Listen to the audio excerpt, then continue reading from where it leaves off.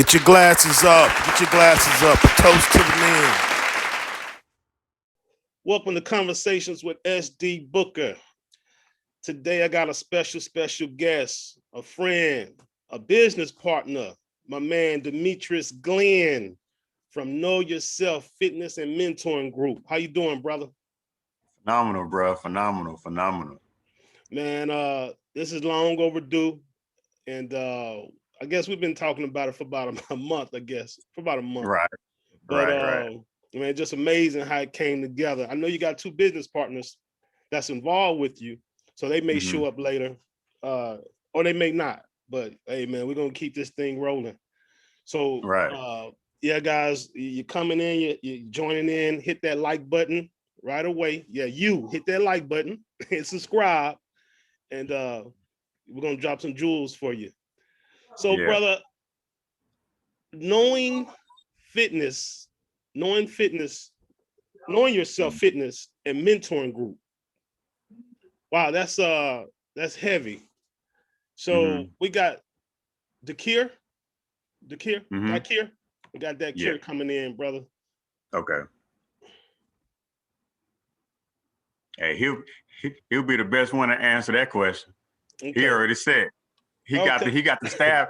He got the staff behind him too, so you got to ask him that question. Oh yeah. I see. Oh man, see, I've done my research. So that stick doesn't surprise me, man. So man, this brother got some heavy stuff on his Facebook page. Man, I'm like, man. We going live. No. We going live. No, it's enlightening though. It's enlightening though, because it's history, some history like I didn't even know, about our people. So I was like, man, I was just going through last night, man, doing my due diligence, and I was like, man, this is some deep stuff I had no idea about, and I felt guilty, like, man, I should know this. You know what I'm saying? So hey, it is what it is, man. So welcome, Dakir Bey. How you doing, brother? Greetings. I'm marvelous. Good to have you. As I was saying, I got my brother Demetrius Glenn, and he has two business partners. This is one, Dakir Bey, with Know Yourself Fitness and Mentoring Group. Hey, welcome, brother. So I'll start with you then Dakir, because then Glenn, Demetrius, passed the baton. Know yourself. That's heavy. So can you dive into that? Why that title of the group? Know Yourself Fitness and Mentoring Group. The reason we would use that title would spark from the interaction that we have with the youth at the youth jail. So we get the opportunity to firsthand watch young men who come from great and rich heritage as far as parenting. Some of these boys' parents come from the islands or, the continents of the motherland. And then they've grown up in South Dallas, and all they've known was South Dallas, and, Oak Cliff is their rival, and they've never even traveled to Fort Worth, so for Demetrius and I to come in and have studied about the history of the world and to have done a little bit of traveling of the world, that was the only title that fit, because especially for us as a melanated people, for us to not know ourselves and not know our history, not know our heritage, that's, some of the struggle that we have. And then not knowing ourselves, we don't know even how to be a human. So 95% of people walk around dehydrated every day, don't even know that you need to drink more water. I drink enough water. You don't. You need more water. That's something that simple. So for us to title it Know Yourself, it was only fitting because that's what we came here to do as a people, as humans, and that's what the deeper struggle is, to know thyself, remembering thyself. So Right, right. I mean, what brought you two brothers together, and what made you say we're going to combine consciousness to physical health? Right. That what made you do that? I'll start. What brought us together is blood, So we have come from a particular lineage in which cousins married cousins. So if, two male cousins married, two female cousins, and, down the line produced us, and yeah, we're cousins on a strong connection and strong frequency, to the point where, we even call ourselves twins. Or the boys at the jail look at us and say, sir, y'all brother? No, that's not my brother. So is that your friend? And they immediately go from brother to friend. And we like, nah, man, I don't have friends. What? And so we talk to them differently than your average male or men, would. So, no, I don't have friends, man. I only have family, And so if Demetrius wants to expound. Yeah, and adding on to what he was saying, we would go in and we were like, we have associate, you either an associate or you family. That's what brotherhood is. You either in the brotherhood as family or you're an associate. And so having that dynamic of having boys look at us because we talking to them different, like we had to prove we from Pleasant Grove so many times. They're like, niggas from Pleasant Grove don't talk like that. We be laughing, bro. They be dead serious. Right. Because they like coming from a real place. Like, nah, I know niggas from Pleasant Grove, Right. and so by us sharing our history, where we from, and then sharing our history before us, they listen to us and we're like, wow, man, how y'all know that? So it was always amazing to be able to listen to that, and for them to think that we have to be from somewhere else, to know what we know, because in their mind, there's no way that you know what you know being from where we from, right? So like know yourself has so many aspects of it. Like you should know for yourself.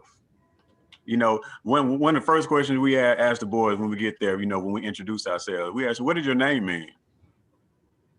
Very, very, very simple one. Right. An average person don't know what their name means. Right. So then they ask us, well, what does your name mean? So we're up here going, using etymology, and we taking it back to how what it originally was, how it was used now, and to be able to watch them look at us and be like amazed, like, nah, man, y'all ain't real. We ain't ever seen no dudes, that talk like that, and just sharing with them just the basics of knowing your name means something, because that's been spoken every day. When somebody call your name, an example I like to give, what if your name means jackass, and then somebody laughing at you calling you a jackass, but you get mad because you don't know what your name means. You don't know. So you think that person right. So you think that person wrong. Right. But they really not. Right. They just calling you for what your name represents. Right. So this is something that's being able to share with them about knowing for yourself. You should want to know what your name means. And why wouldn't you want to know what your name means? And why didn't your parents say something? And then it goes back to, what did our parents know? Right. And I want to say this for the people listening. So when you say you're talking to the youth, you're talking about the youth village, correct? Is that right? the community you're talking about? And the youth village, yeah. What does that entails? What is that about? The youth village is a juvenile detention center system. You have youth on average in between 13 and 17 years old that are locked up. But we've seen as young as like 11. 11, 12, being there. And so they have two different types. They have a dorm lockdown unit, which is like what the youth village is.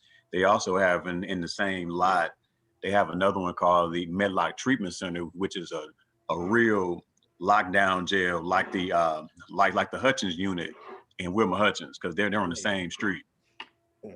So you got men's prison, halfway house, then you got juvenile jail, and you got the marshal station right next to it. And the gun range. And the gun range. Wow. Right. So think about that. We've had times where we've been outside and you can hear pop, pop, pop, pop, pop. So we always tell them, they're getting ready for you. Yes. They're over there training for you. Yes. Yeah. Because this stuff is real. So it goes back. It's a juvenile jail. They put twist on it, calling the village and a treatment center and all type of stuff. This is a juvenile jail. Right. And this is something I wondered. When it comes to the juvenile jail or systems like that, do you believe that is a gateway or something that's preparing them for adult jail, or are they really trying to help and rehabilitate? There ain't no belief. We know that for a fact. Okay. Pipeline. That's pipeline. Right. Like I'm gonna give you an example, and Doc here can chime in whenever he feels he needs to as well. In order for them to pass gas, they have to ask for permission. Wow. In order for them to use the restroom, they have to ask for permission. Anytime that they walk outside as a group, they have to have their hands behind their back as if they have cuffs on. It's all mental. All day. All day. You cannot stand up unless you are given permission, because if you do, then you are telling them that you are either trying to run or you trying to attack them. Wow, man. So, okay, so you brothers are definitely conscious, and you know yourself. But obviously, you're working with youth that's in a European or white establishment. So how does that work? You coming at these young brothers, speaking consciousness and about their history and empowering them in this establishment that is run by white people. That's some bold shit, man.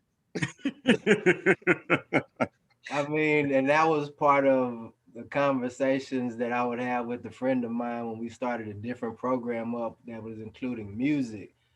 It's, we're in the belly of the beast trying to drag these boys out, and knowing that since these boys are in the 4th grade, they've been on the stock exchange getting flipped, and then we tell them, like, you're out here being pimped, man. You a prostitute, Like, yeah, you think you getting jacks and getting licks and whatever you want to call it, man, but you getting pimped, brother.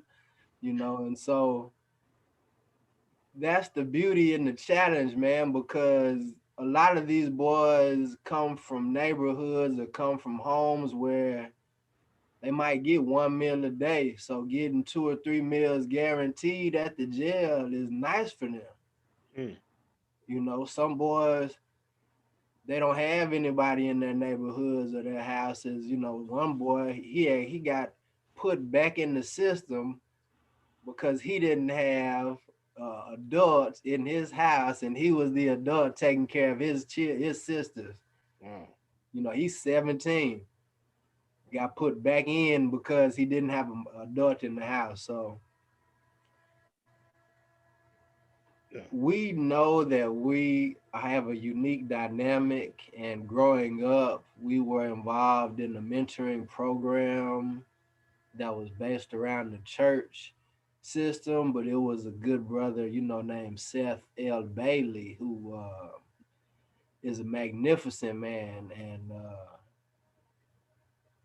he sparked that energy in us early, to look out for brothers or look out for each other, look out for your peers. And now that we have the ability to go back and, look out for those brothers, I mean, it's only fitting, because outside of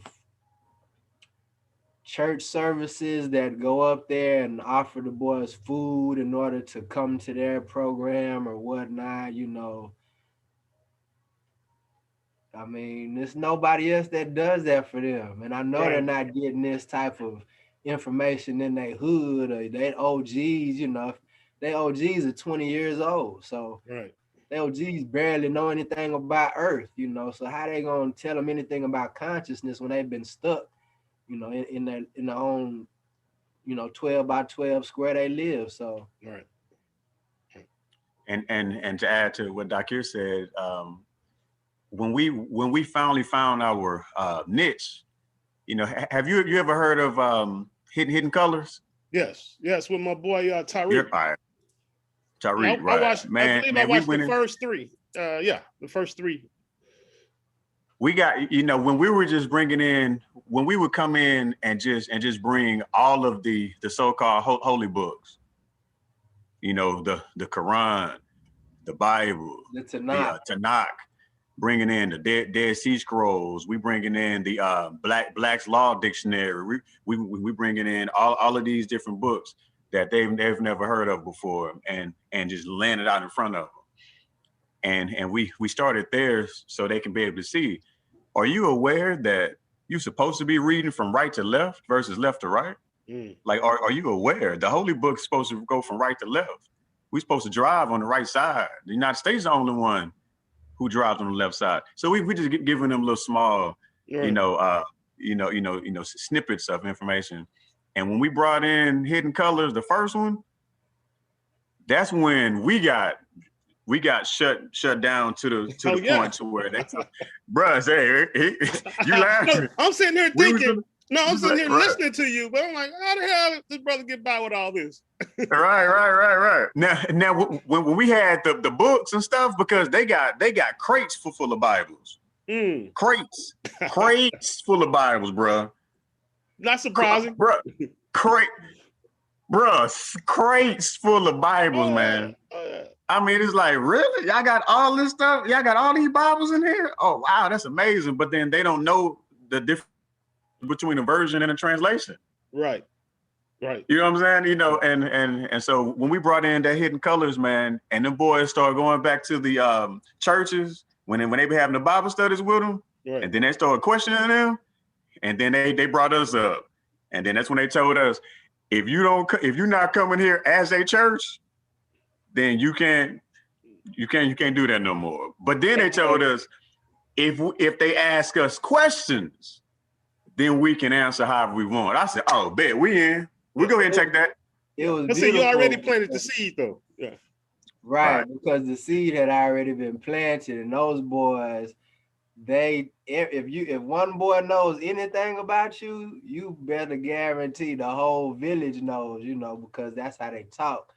That community and network, if especially if it's something they like about you, that's intriguing to them. So like, Demetrius was saying, we were getting into those boys' heads to the point where some of the boys was like, sir, but my parents and my mom teach me and tell me, and so that's when we really had to back it up, man, because it was too much for some of these boys to handle, and I don't want to say that, they've been lied to, but when you come from parents that don't know, they're just going to teach you what they know, and so if they come from grandparents, and this passes down. So, that was the thing about it. But like you say, after that seed that been planted, man, then every other group that comes up after that, they're like, sir, you're the guys that do you believe in God? So, right. Hey, there it goes. Hey, right. Yeah. Right. I was gonna ask you, brothers, how y'all got into this work, but you answered that. And your group is named Know Yourself Fitness and Mentoring Group. Now you covered the knowing yourself. Now we get to the fitness. Now I grew up, as many, in the Christian church, right? Baptist. And, you know, I used to ask a lot of questions or wonder a lot of things. And I'm going to tell you, man,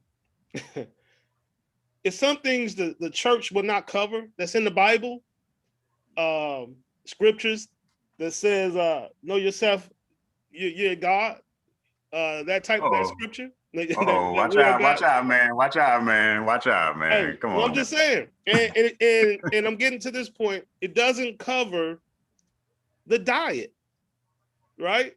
I've never seen one or heard one pastor since I've been knowing going to church, since I've been consciously going to church, talk about the diet that was expressed in the Bible. Now that may be a different diet. It certainly is a different diet than Dr. Sebi would recommend, or some other brothers. But there is a diet that it says we should go by, right? If you're a Christian. Now, I'm not a Christian, but I'm just saying there is a diet in there, but it's never talked about. Now, I know Black Christians, man, are some of the most unhealthiest people on this earth. Like, and that includes the pastor. And that always confused me. Like, I just never understood that even as a kid.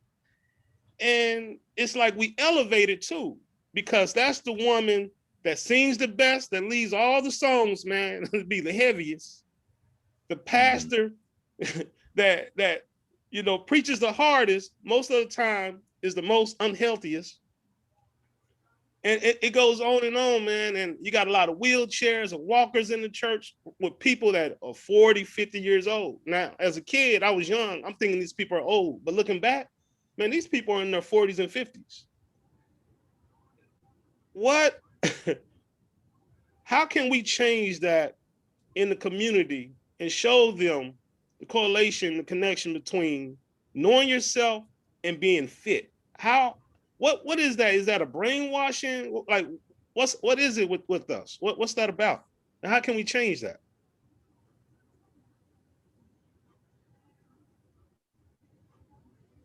I'll go first. I'll go ahead and go first. I'll go first. In the Bible, they have there's like small references about diets and foods, and I think Christians, quote unquote, don't deal with it because it's in the Old Testament. And the reason why they don't want to touch it because it's old, quote unquote, Old Testament. You know, because we've been taught that the New Testament is the new. Jesus did away with the old and he abolished all that. And you know, not realizing that they're really talking about Paul, because this is Paul's teachings, but he's piggybacking Jesus. But that's a total different. That's another topic. I agree. Too. Right. You know, and so really, plant-based diet is the diet. You know, really, you know, based on where you live geographically, some areas would have goats, some areas would have camels, some areas would have different you know, type of animals that you could eat from, you know, as pertains to milk or actual meat and muscle, you know, that type of thing. But mostly it was always a plant-based diet. And so for us, because we don't really know much about the earth, because we don't study the planet, so we don't know that what's happening up top is the same thing that's happening down here, and then we don't want to attribute anything to it. So the religion teaches us, well, we don't need to be worried about all that. You know, God already have everything said the way it is. You just need to ask God and let God tell you what you're supposed to do, and just wait. You know, pray. You know, which means to obtain by begging for. Right. And then wait. Right. Wait. And then wait to get to heaven later. Right. You know, so you're gonna go ahead and eat the way that you know how to eat, because those are rituals, but people don't know what rituals mean definition wise.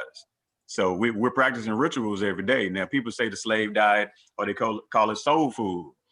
Now, if you're a soul occupying this space as a human, then there's no way that type of food does anything for you as a soul. There's no way possible. Right. There's no way possible. You know, Counterproductive. so right. So like adding on to what Doc here said, just the basis of water. You got people who say they don't like how water tastes. Yep. Like really? Yeah, You know, I hear so that all the time. I love water. So you right. And you have to love it because whenever you overheat, I've never seen anybody ask for no soda, for no juice, for anything like that. When it's outside, you hot outside and you dehydrated, man, people going in with that water. You know, but I think what we can do is like start from the basics. Before you start having to be put on medication, what is it that you like plant-wise? You know, what kind of fruits and vegetables do you like? And then just start adding that. I'll always tell my clients, start with your first meal. Just make that plant-based. Wake up in the morning, drink 20 ounces of water. Eat the fruit and vegetables that you like. If you want to add oatmeal or grits or something like that, because grits in essence is how many not bad.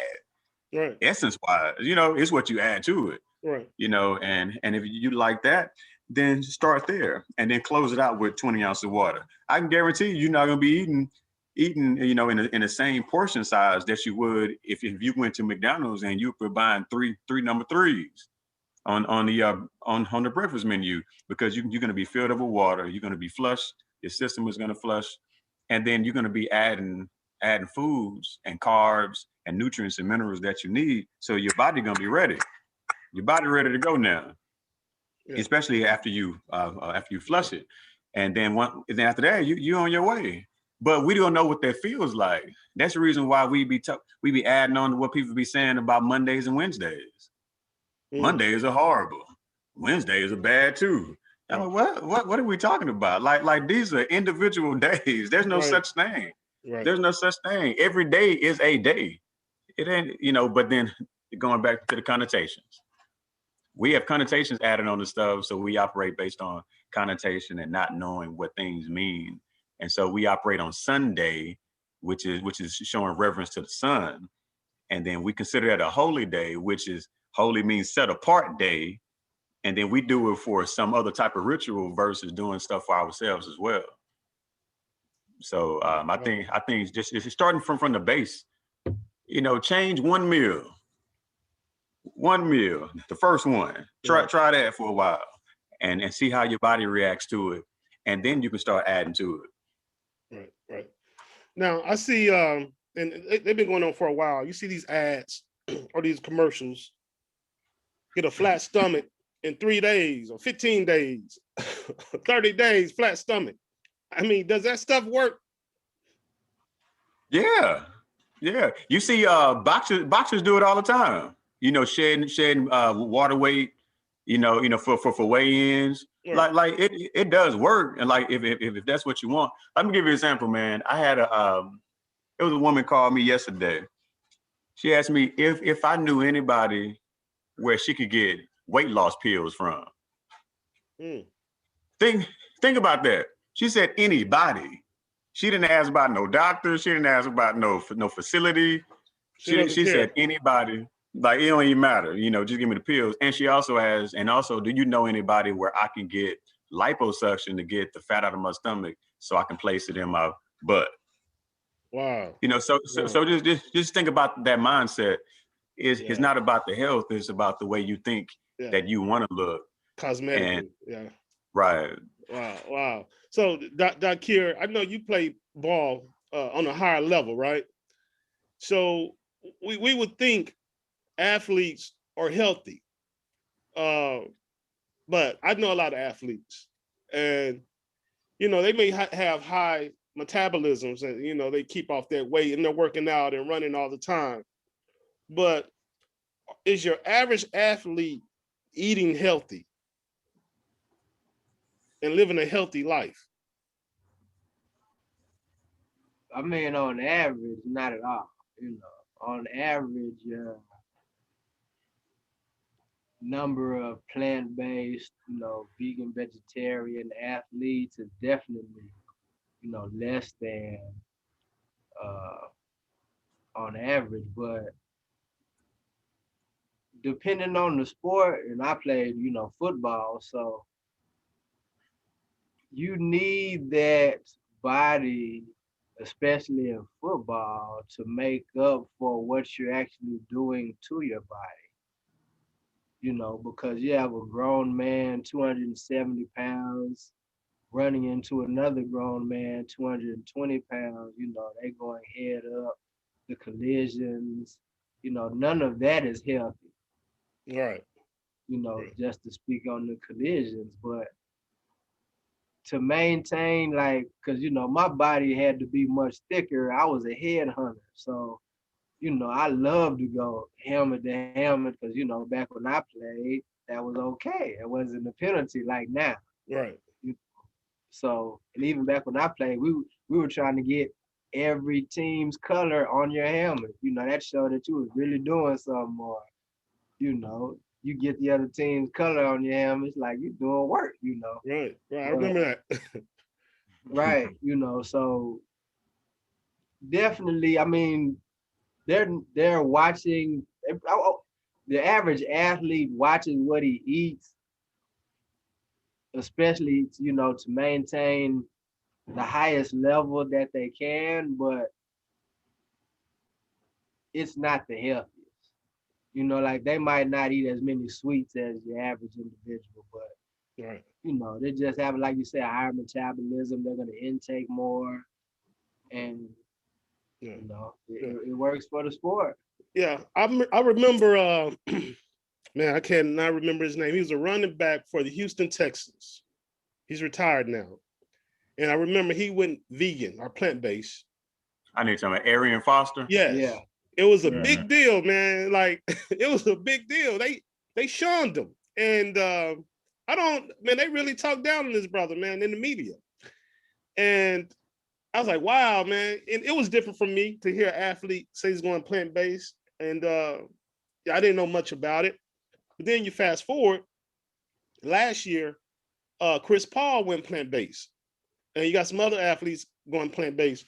And I can see the difference with Chris Paul, man. It probably added 5 more years to his career, man. And he's back dunking. I hadn't seen Chris Paul dunk since college. And he's back dunking, man. And so I think that stigma is changing. And I think the idea was, or what we thought was needed, is that meat and that heavy food on us, so we can pick up those pounds and take that punishment. But I think that stigma is changing a bit. So Well, like I love to say, and I've heard or read someone say, either psychologically or subconsciously, we desire what our meat eats. And when you're eating properly, your meat eats green. Your meat is eating vegetarian style lifestyle.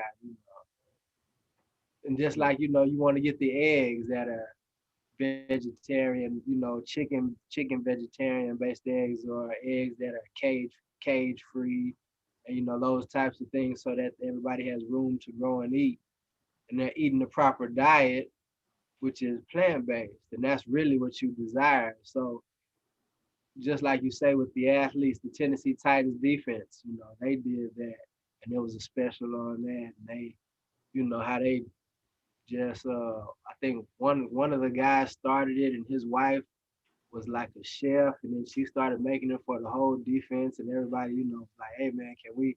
Because your average individual, when they hear that, they think that you're only eating certain things, and it's not very flavorful or tasteful life, which is totally incorrect, Right. because plant-based diet, I always say it's like my taste buds are having the orgasm, man. Like everything is so many flavors and there's so much to taste, except that dead meat that you always eat. And so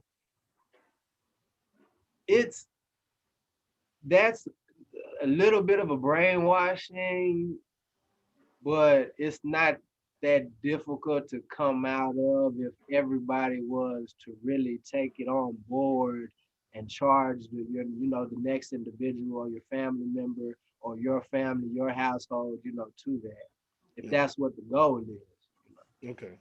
Yeah. Now with the youth village or any time you guys go to the juvenile system, you're speaking consciousness. Are you guys also bringing the fitness to the table also? Okay, so you guys are exercising these kids. Well, I would like to just add, are we bringing fitness, man? On behalf of Demetrius's relationship with the YMCA, we actually was able to get 13 pieces of equipment donated to the jail. So we actually built them their own gym, Wow. Wow. So yeah, we definitely bringing fitness. We have a simulated gym rotation to where, we're showing them how exercises go, how it is in the gym, how it is to clean up. So, that was something that they wanted to pursue later on as a career, a hustle. If they, enjoy working out, just wanted to be in the gym, we were showing them avenues and access to be able to do that. Right. Right. Wow. Shout out to the YMCA. People we got, Demetrius Glenn and Dr. Bay from Know Yourself Fitness and Mentoring Group. Now, from experience, I know when I was stressed, I hadn't been stressed in a while, man. I just have a different take on things now. So, but I was really going through it about 3 or 4 years ago. And Demetrius read some of my book. I don't know if you finished yet, but close. okay, yeah. So he knows, man. I was going through it, man. 3 to 5 years ago, and so I got a different take on stress. But back then, I know when I was going through that, I would work out, and that would relieve some stress mentally off of my body, just working out, sweating, running, walking, and that would relieve stress. Are you seeing the benefits of the fitness as far as mental and emotional stress with these kids? Because not only do they come from toxic and stressful situations, but man, when you get into that system, it's probably even more stressful because you're around aggressive guys that are probably more aggressive than you. And every day is defending yourself probably. So do you see that they're more relaxed emotionally and mentally because of the fitness? I would also add staff members too. You have aggressive staff members. Yes. You have staff members who really don't care about you. You have staff members who gonna tell you straight up, I ain't your friend. So you're not building. Right. With that, I would say overall, yes. I mean, there's always some that you're not going to connect with. It is just nature. But overall, we've actually noticed boys come in, and some of them may have had a fight earlier, or they may have gotten in trouble earlier, or they may have gotten some bad news from a phone call, or whatever the case may be. And so they may come in with an attitude, mad or hurt or crying or whatever. And then once they see everybody moving, like Dr. was saying, we have circuits. So we have different machines like chest press machine, leg press machine, lat pull down machine, and we have them just going through stations and showing them proper technique, because that's the easiest way to be able to utilize the time that we have. And then we'll add in body weight exercises to go along with it. And so when we do that, then things start to change with them, because now if everything is being placed in a circuit time frame, so now they don't have time to think. Go to the next one, to the next one, to the next one. So once you start being focused on what you have to do next, you don't have time to be thinking about all that crazy stuff that you just came out of. Right. And then at the same time, you got the bantering, the competition. They may challenge us. At the same time, they challenge each other. They challenge the staff members, and then you can see them starting to feel better about the actual space that they're in. So Dr. mentioned this some years back, and he made this comment about our space being a safe haven for them. Like when they come into our space, they treat us differently because we're not staff. We don't talk like them. We don't look like them. We don't act like them. And to add on to what you were saying, majority of staff in jails are extremely unhealthy as well. Oh yeah, I've seen that. Yeah. Right. So you add that on there. You got long hours. you don't eat well, and you don't eat as frequently as you want, and you're sitting down, or you may have to get physical every now and then. So I'll have attitude probably too, bro. Right. So overall, man, we just witnessed staff members coming in, because when we put it together, we pitched it as the staff members can come and utilize the space to work out as well. Because we have a treadmill, we have a spin bike that's in there as well. So if everybody has what they need, it just have to be utilized. And so we've seen changes in them, like just stepping in and seeing us, and we smile at them and greet them. Man, you see attitudes and things change when they see us. Smiles come. Or the expectations. If we don't show up, then we get chastised. What's up, sir? Right. What happened to you, man? And then that's when we know that the relationship building has been working, because there's an expectation for us to be there. Wow, that's a relief for them. Yeah. Right. Definitely. And to add, you mentioned, stress and mood lifters or mood changers. I would also add, we've actually been able to witness character being built there as well.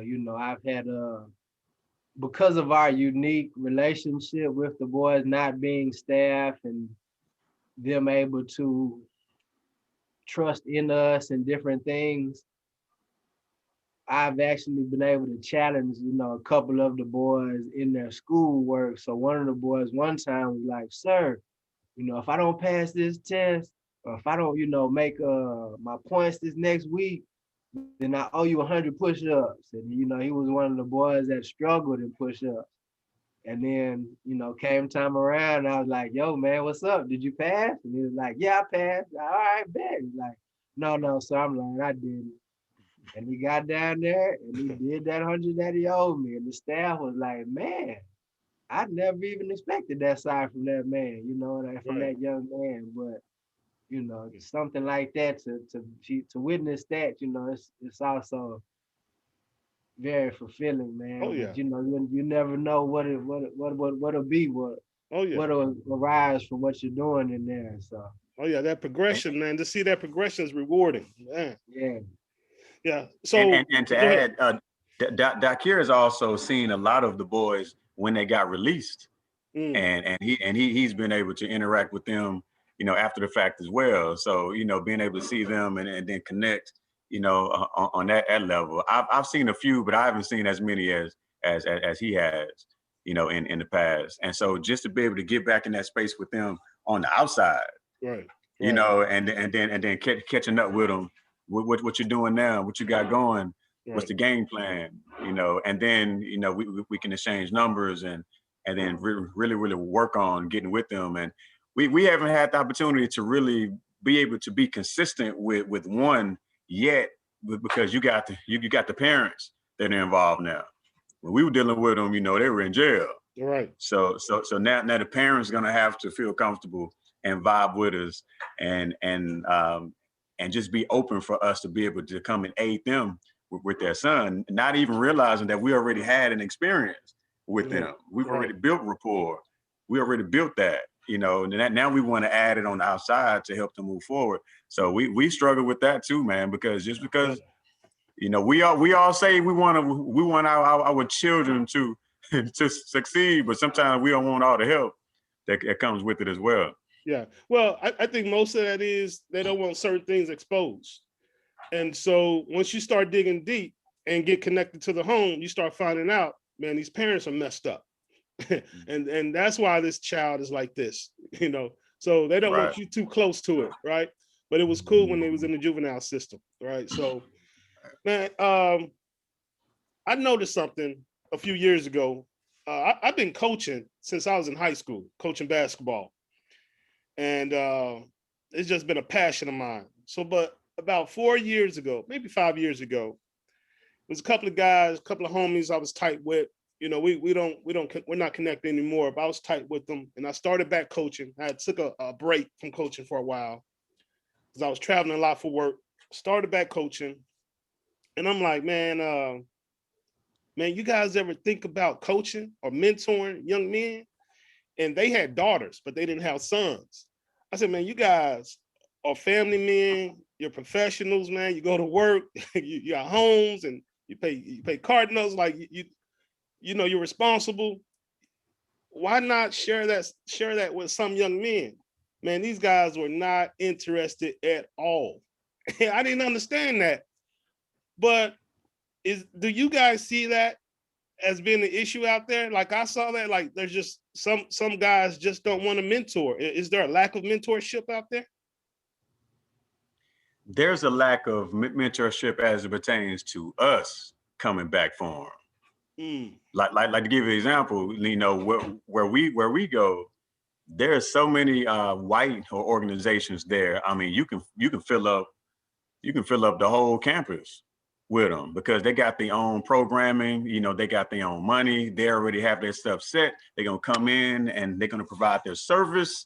Keyword is service, and they're gonna get in and get out.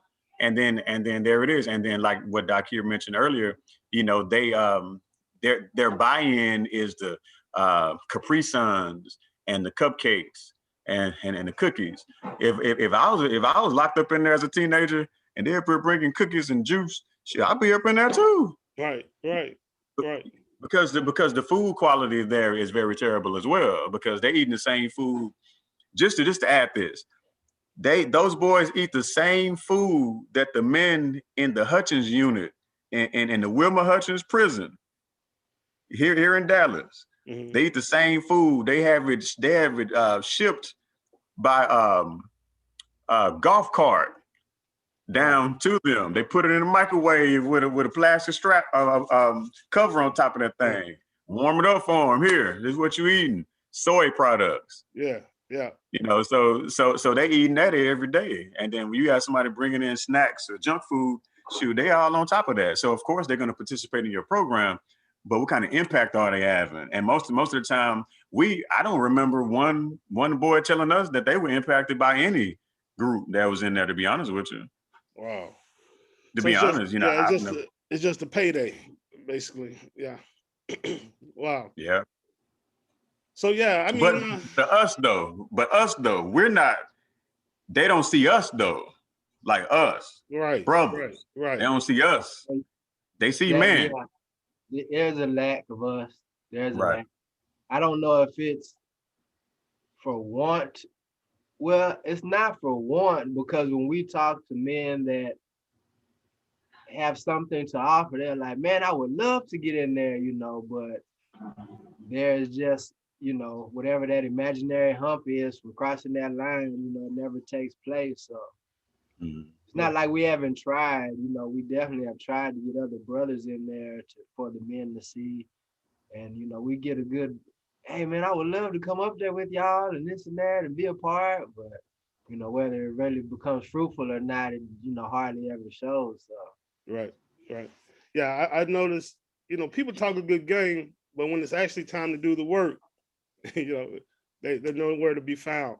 So I know you brothers do have services and provide services outside of the youth village.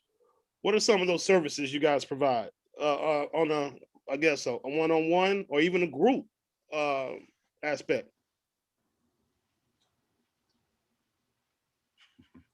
Yeah. We offer one-on-ones.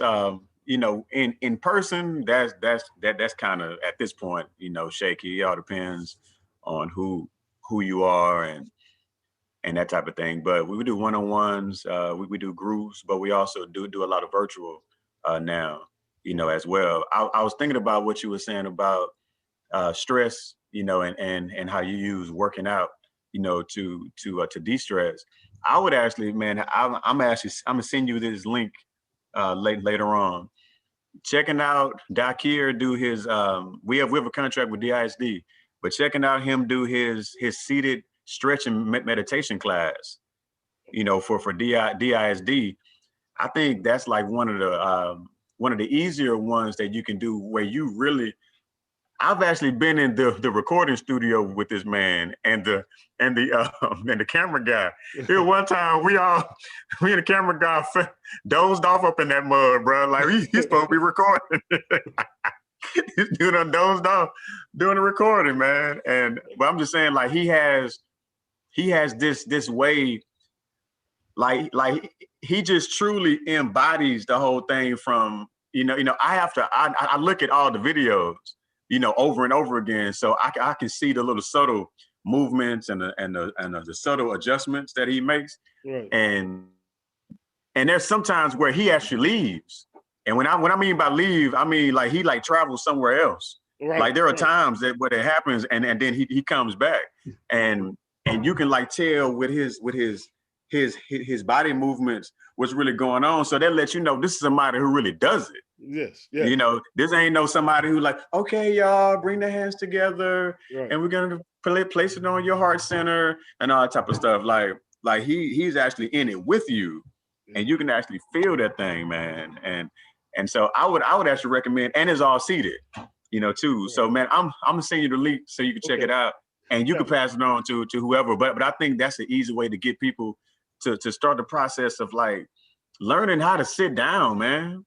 Sit down and be quiet, like in silence. That's one of the hardest things for us to do, because people are scared to be with themselves. Oh yeah, I've noticed that. Yeah. Right. Yeah, to be alone. Yeah. Dakir practiced that. I don't know if you were in on the Zoom call yet the other day. I think you came in later. But it kind of threw me off. I thought it was a joke at first. But Leon asked him to exercise that. And he told us to close our eyes and loosen our fingers, and it's a few other things, man. I can't remember. But initially, I thought it was a joke. I thought that they were playing around. Then I was like, then I looked at the screen. I was like, are they serious? They in there. So I closed my eyes, and I got into it. Hey man, right. I felt it though. I felt the difference. I was like, okay, oh yeah, he's for real about this. Yeah. So, I had the opportunity before this lockdown started in 2019 to go to Vipassana Meditation Center, and it's a 10-day silent meditation retreat. So you start off from day 0 to day 9 with no talking. You're just meditating with the group for 4.5 hours a day, and then you meditate by yourself for like 6 to 7 hours a day. 2 meals, 1 snack, no TVs, no interactions, no talking, no working out, no reading. So just to be in that silence and to be with the earth and the vibration, and a lot of people can't handle it. Some people that say, oh, I'm gonna come here and start this experience, they can't handle it, man. They leave, day 2, day 3, day 4. So to have been able to do that, now I'm hooked, man. I wish I could go back every year. I had to miss last year, because of what's going on, but it's such a good experience to, like you say, just be able to sit, be quiet, just what I was taught in my meditation is just to feel, Right. So just feel and don't respond. Just feel and don't respond and don't think. That's another thing a lot of people have an issue with, is when they want to get into a meditation, it has to be a guided, somebody talking, and that's to still keep them to an extent distracted. When you're sitting in that silence, there's nothing to run to. It's all you, baby. So, Right. Yeah. I enjoy that a lot. Yeah, man, I enjoyed it. It threw me off initially, but I enjoyed it. Yeah. So what are some exercises people can do at home, just starting out, man, to try to start getting in shape? If they can't hire you guys on a personal level, what can they do at home at a beginner's level? I have a 65-year-old client, 66-year-old client, and she has been doing 2-minute planks to start our workouts for the last 2 years. So whenever we start a workout, you know, virtual or be it in person, and I got told I was jealous of her being able to do the plank so good, I had to start doing it with her. So Yeah. whenever we have a session, we start out with, you know, plank. I mean, and because that's something, if you sleep on your stomach, you know, you push up, you're gonna be planking, you know, either from your knees or, you know, in the full plank position. So that's one easy one to start with. You know, jumping jacks or step outs. Uh, I'm a big fan of the jump rope. A lot of people be like, oh, I haven't jumped rope since elementary school. I said, I know, and it's so good to get back to. Right. You know, even to start with the fake jump rope. You know, if you just start that imitating the jump rope with the hop, you know, you can start there. Um, Squats, of course, you know, I mean, you squat when you go to the bathroom, when you go to the commode. So you could practice, you know, during your TV time, during the commercials, you do squat pulses where you come down, tap your hips and tap your glutes on whatever you were sitting on and stand up. You know, do that 10, 15 times and, you know, a couple of rounds of that during the commercial break, you know, something easy like that. Okay. Mountain climbers is in the plank position and bringing your knees up. You don't have to be running. You know, you don't have to simulate running because everybody can't do that properly. So you can just bring your knees up high. You know, that movement that gets the whole body involved. Just easy little movements that do the whole body. That's something real quick and easy, those people. Okay. Okay. Yeah, man. Now, guys, I'm gonna switch it up a little bit. There's a stigma out there, and because of this stigma, this is why my wife would never go to a personal trainer. Have you guys? I'm gonna give you an out. Not currently. Not currently. In the past, have you guys had to face the challenge of turning down the women? Oh, definitely so. Okay. No. I have.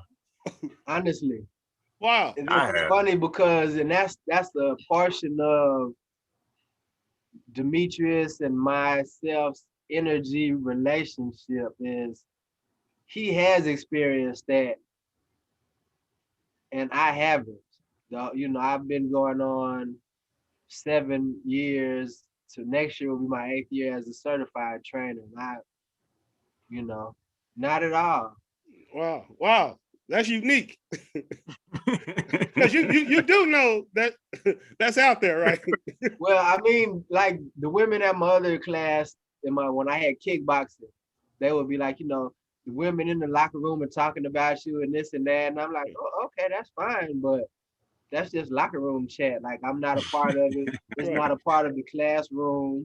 You know, when they come to class, you know, we get straight to business. It's no jokes. It's none of that fooling around or even to the point where somebody would even get the wrong idea. Like I was even, you know, coming on to them, flirting with them or whatnot. But and Demetrius's energy, it's like, man, is he like that with everybody? Like, yeah. So some women think, oh, he's singling me out taking to it the how wrong he way. acts and you know how he does, but that's just his over lovingly energy that they're not used to. I mean, coming into a class for the first time and this man is coming up to you and hugging you.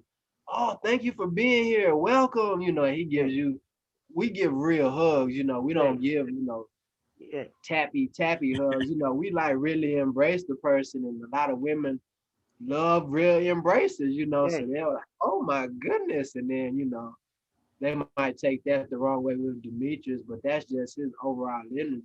Yeah, I noticed that. Yeah, and this is a word to anyone listening, particularly the brothers. Yeah, if you're coaching or mentoring, or you're a masseuse, well, we'll leave that out. But if you're mentoring or coaching, it would be best for you to keep it professional. Behoove you. Yeah, behoove you. Yeah, and especially when you're dealing with kids, because this is the thing. The mothers, most of the time, at least in our community, are single, and they get off on, and you got the strong alpha male presence teaching their son, being involved in their son's life. You know, he's taking the lead, and they want that. And so, I mean, you could be approached with certain things, man, and certain challenges, and you got to be disciplined and focused to not cross that line and keep it about the kids. And so I had to learn that at an early age, in my early 20s. And that energy was different because I'm out there just coaching, right? Early 20s, but I'm not knowing that these mothers are attracted to me. So I've crossed that line a couple of times in my younger days. And as I got older, you know, I know what to look out for. And so, yeah, it's just not even worth it, brothers. That's a Yeah. great point too, brother. I was gonna mention. I haven't witnessed it on a youthful level, but I've witnessed it from an adult level, and so I've seen the coach be involved with the client's mother to the point where the client's goals just disappeared because he couldn't handle, with the fact that, and this was from an adult, so Yeah. let alone it be a child where, they have to witness that, and, as an adult, she be like, whatever, that, she's grown and she knows what she's doing, man, but the psychological effects, they run deeper than that little quick experience, like you say. So Right. that's a Right. great point. Yeah, it's not even worth messing up your name and your image, you know, Right. for one night. Yeah, it's not even worth it, man. And there's nothing more sexy than a disciplined man. That's what women tell me when they see a disciplined man. You know, that's sexy. And so yeah, just a little bit of word of advice to the men out there. For sure. So that cure, how can they contact you if they want some personal service through virtually, or when the economy, well, not the economy, society opens up more and they can meet you face to face? How can they contact you on social media or through your line? Uh, I can be contacted through. I let Demetrius give the web page information out, but we have an Instagram, Know Yourself Fitness and Mentoring group that we can be contacted on. There's a Facebook, Know Yourself Fitness and Mentoring, that we can be contacted on as well. And I have a business email. It's Let's Get It Fitness at Hotmail. So it's LetsGetItForLife.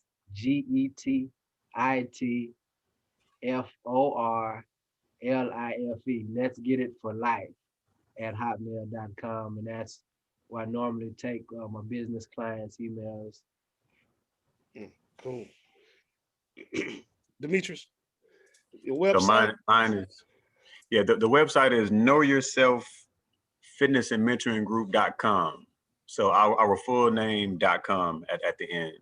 And my email address is similar to his. Is getyourworkin365@gmail.com. Okay. So literally get your work in, and the number is 365@gmail.com. Cool. Now, people, these guys are based out of the DFW area, but what's so good about technology? Hey, hit these guys up. You can set something up virtually, so it doesn't even matter. You can be outside the country and connect with these guys. So that's the beauty of technology. So One, go ahead. one thing to add about the virtual, I was just saying the other day, I actually enjoy teaching virtually if I can't get with the person, in a face-to-face setting, to the point where I have a client and she'll be doing some squat pulses and she'll be sideways and she'll be a distance away from the camera, and I see her and I'll be like, spread your legs apart. I can still see her to the point where I know her legs aren't spread apart. Or when we're doing the lunge, I'm like, you need to drop your back knee a little bit more. I can see that, so don't think, you're gonna be slacking when you're getting trained virtually, because we can see all of that as well too. No doubt. And adding on to what Dr. was saying, we can do fitness assessments virtually as well. So we don't have to see each other. in order to start the process. We can do the fitness assessments virtually. We can do everything virtually. Wow. So it's just about you just want to start the process. And for the listeners, Stacy came out and actually it experienced a yoga fit class a couple of weeks ago. Yes. And it was beautiful. It was beautiful to watch him because he had never experienced it.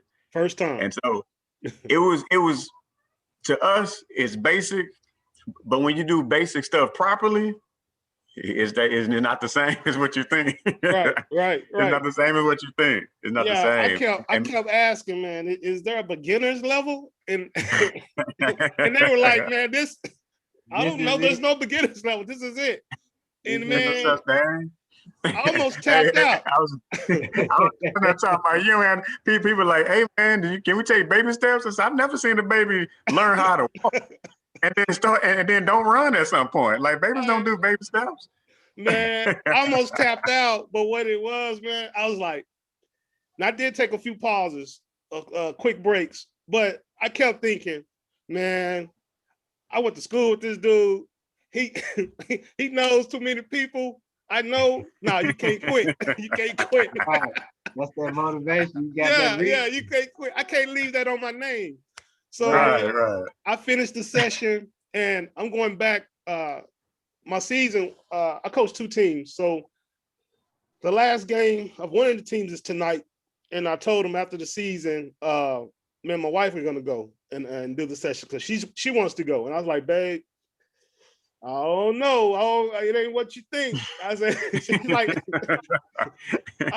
I want to go. I said, okay, all right. So I reached out to him and got the prices for the sessions, man. But we're gonna do it once the season ends. My last game for one of my team, my 6th graders tonight. My 8th graders season end next week, man, and we're gonna jump on board with you. So yeah, man, it was it shocked me.